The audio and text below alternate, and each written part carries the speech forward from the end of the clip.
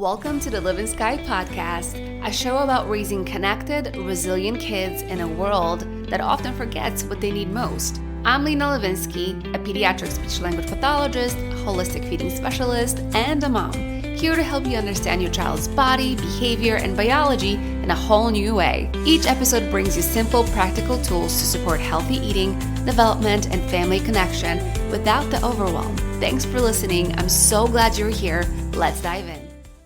Welcome back to the Livin'Sky podcast, the show where we talk about raising connected, resilient kids in a world that often forgets what they need most.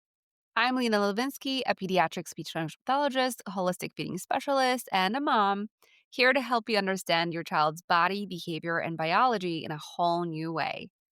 Today's episode is a little different because we're not talking about food, not directly anyway. We're talking about everything that happens before the plate even hits the table. Because here's the truth. Sometimes it's not what's on the plate that's the problem. It's what's happening around it.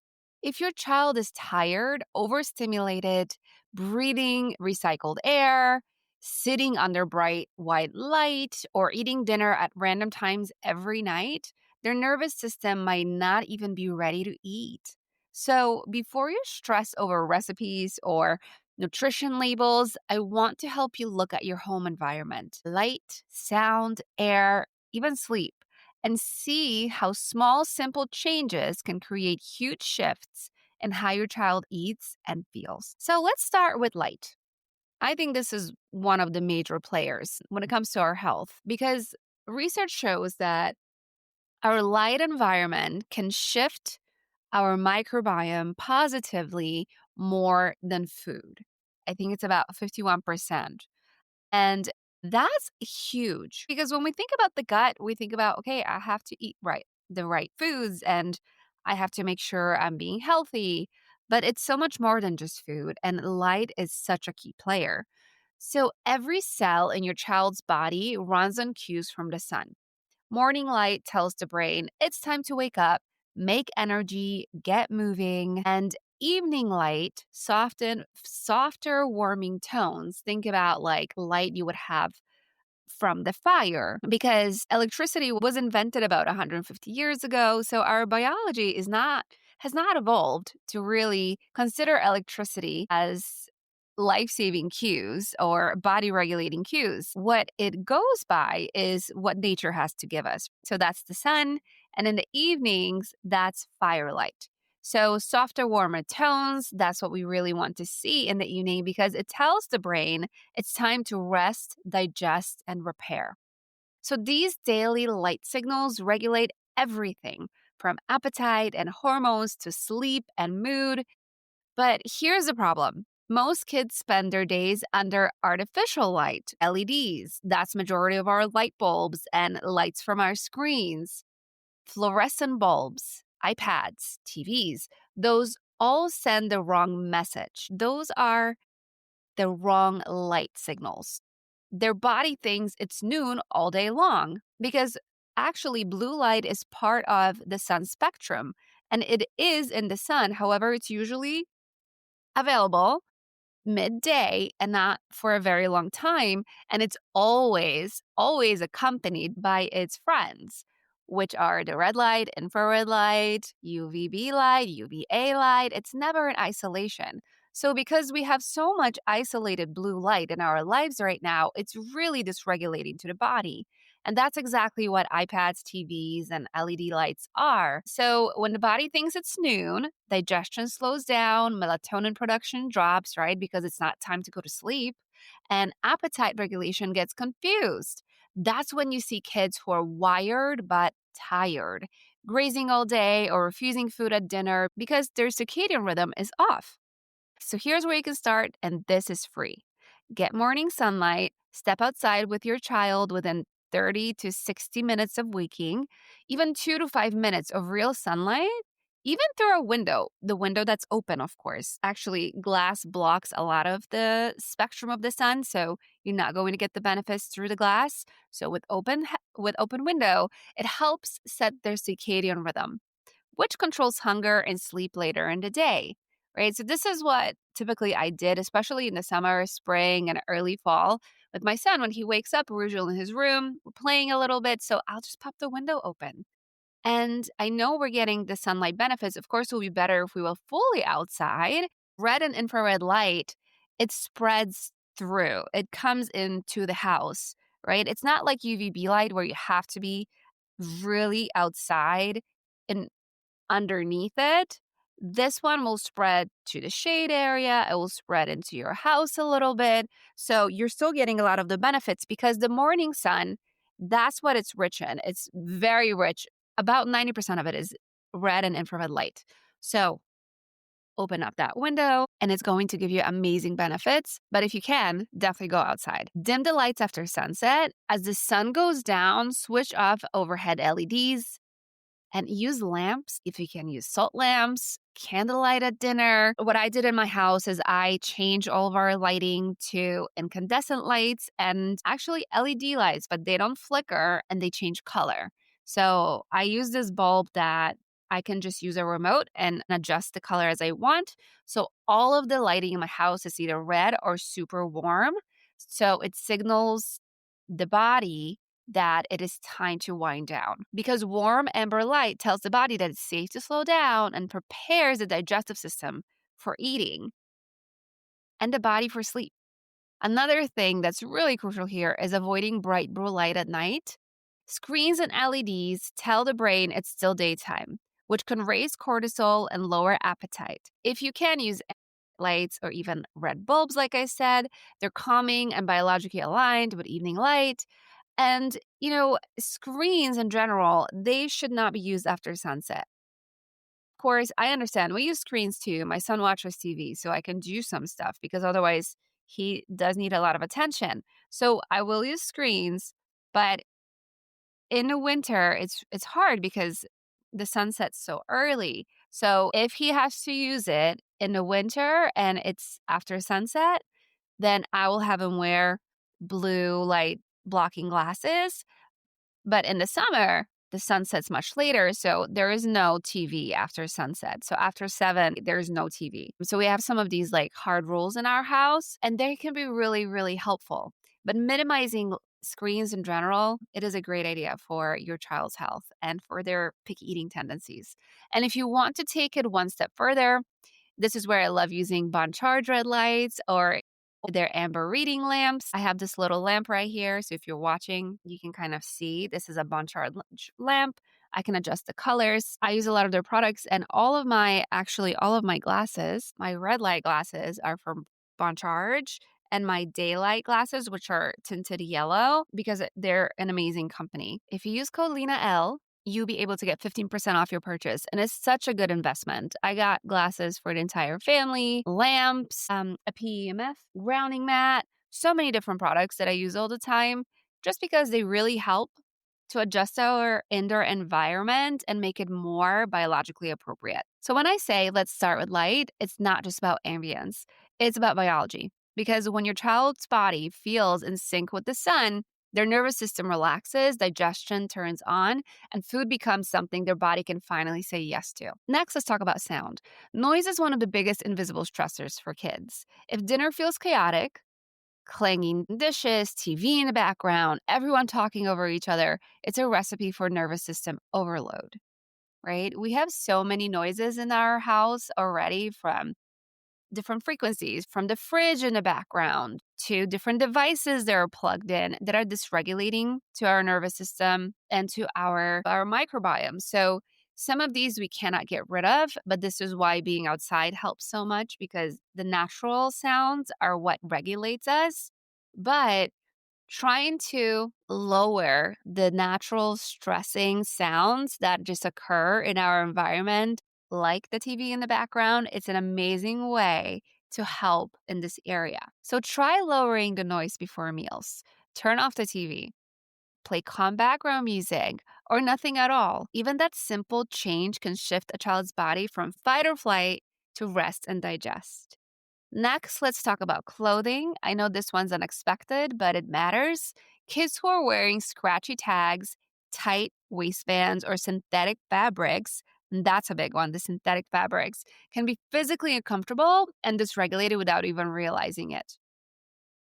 So when we're wearing polyester and nylon and all these synthetic fabrics that are part of our clothing right now, which are so commonly available everywhere, so they might feel very soft and nice, but they're really toxic to the body, and we're constantly breathing in plastics, right? When we're breathing in plastics from our clothes, from our furniture, from just the environment around us, that's very dysregulating to the body, and it's not good for the microbiome. I'm a huge believer that light is one of the most powerful medicines for our kids and for us. That's why I love Bon Charge. Their blue light blocking glasses, red light therapy devices, and many other products are designed to support your circadian rhythm and help your family sleep and feel better naturally. In our modern world of screens and artificial light, these small shifts make a big difference. Calmer evenings, deep sleep, better focus, and happier moods.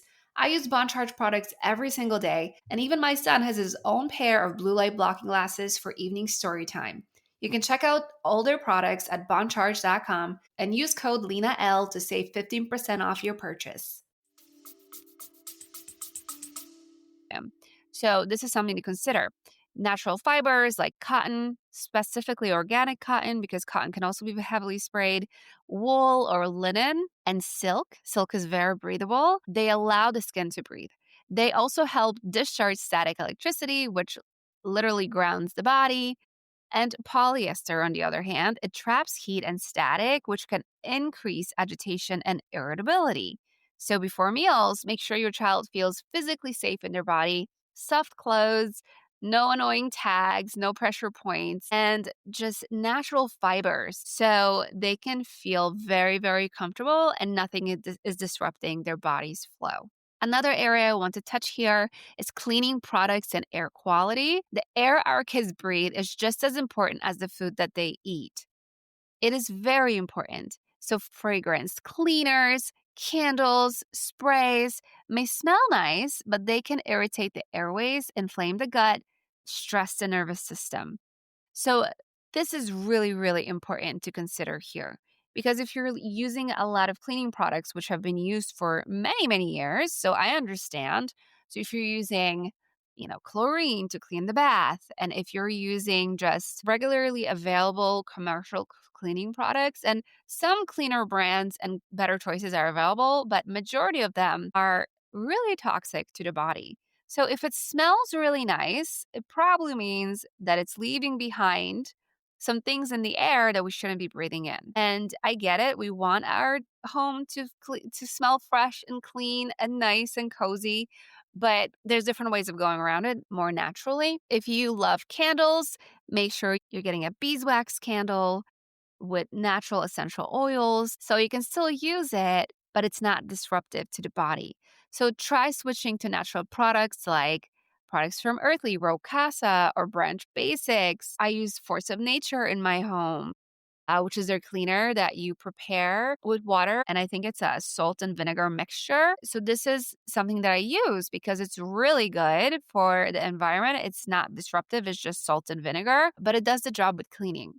And open the windows every day if you can, even for 10 minutes. Our homes are just so stuffy because the air that's actually in our homes is less healthy than what's outside. We want clean air from outside coming in to the home because we're getting rid of some of that stuffy, toxic air and bringing in fresh air from outside.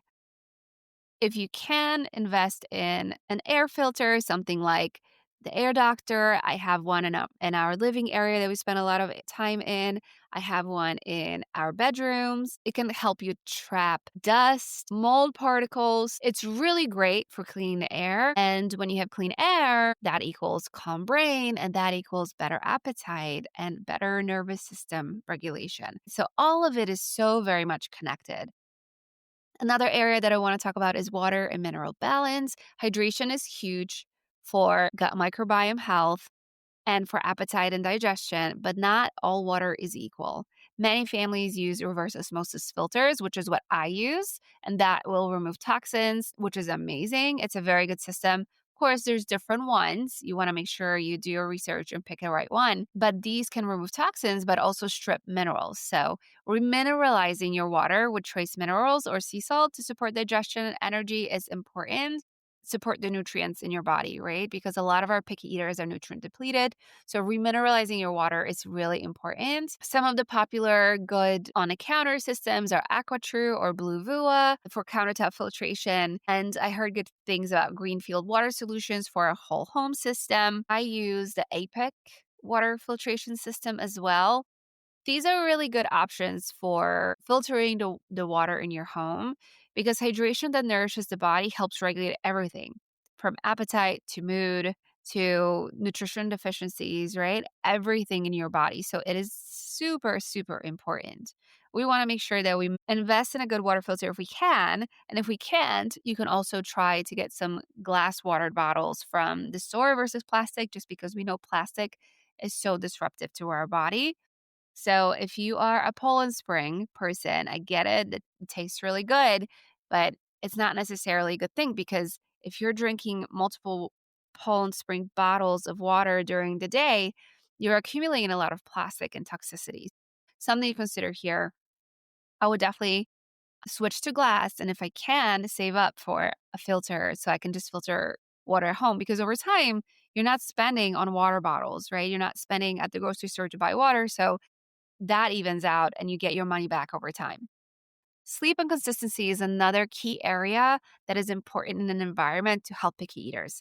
You can't separate eating from sleeping.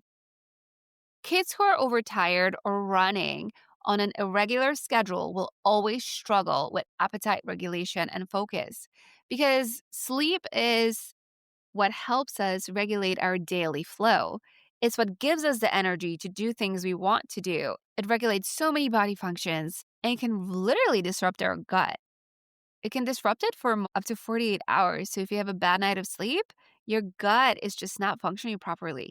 So it's so important. So aim for consistent bedtimes, wake times, and meal times. And I know that's a lot with our kids not sleeping well and with different schedules and school and different things happening at home. Like, I understand it's not always possible, but as much as you can, aim for consistent bedtimes, wake times, and meal times.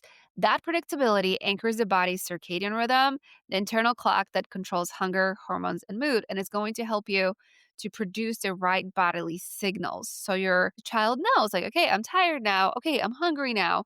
That's important. You don't have to be perfect, just aim for a rhythm. Same bedtime most nights, morning light, meals with roughly the same windows. It's going to do wonders for the body. When the body knows what's coming, it can relax and it can explore and it can really thrive.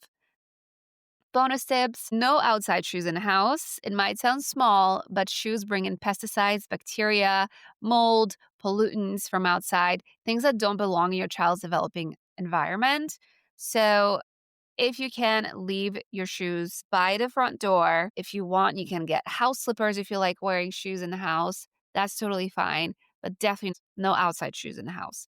Plus, it's a beautiful symbolic reminder. This is your safe space. We leave the stress at the door. Here are some final thoughts. You don't have to change everything at once. Just start with one thing. Maybe dimming the lights before dinner or setting a bedtime that feels realistic for your family and sticking with it. The goal is not to change everything at once and overwhelm you, but to do a little shift here and there because these shifts is what's going to help your child get into the rhythm of things and to signal to their body that they're safe and that they can start to explore and eat. So that's so important. The goal isn't perfection, it's progress. The kind that feels calm, grounded, and doable. And these changes are going to create this environment for your child to heal and for the whole family to heal and feel grounded and feel great because we live in a very toxic world. And unfortunately, we do have to do a lot of things within our environment to help us thrive because we don't normally have that available to us anymore. Because when your home feels safe, your child's body feels safe. And when the body feels safe, eating becomes possible again. And eating becomes a natural thing that they start to explore. Maybe start with just a morning walk together, the bedtime. Maybe start with changing your water. Maybe start by opening the windows in your home and airing it out for 10 minutes. All of these things are going to add up and they're going to push you in the right direction. If you want a simple way to start creating the sense of calm before meals, you can download my Calm Mealtime Toolkit at lenalevinsky.com/toolkit. I'm going to link it in the show notes here as well.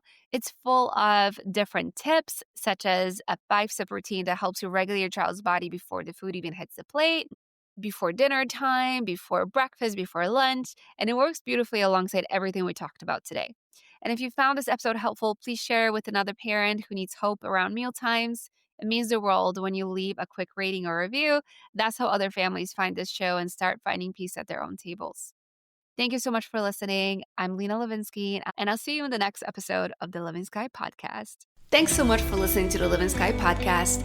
If this episode resonated, please leave a quick 5-star review or share it with another parent who'd love it too. It really helps more families find the support that they need. And don't forget to join my newsletter at lenalevinsky.com for more tips and free guides. Sending a little sunshine to your kitchen today. See you next time.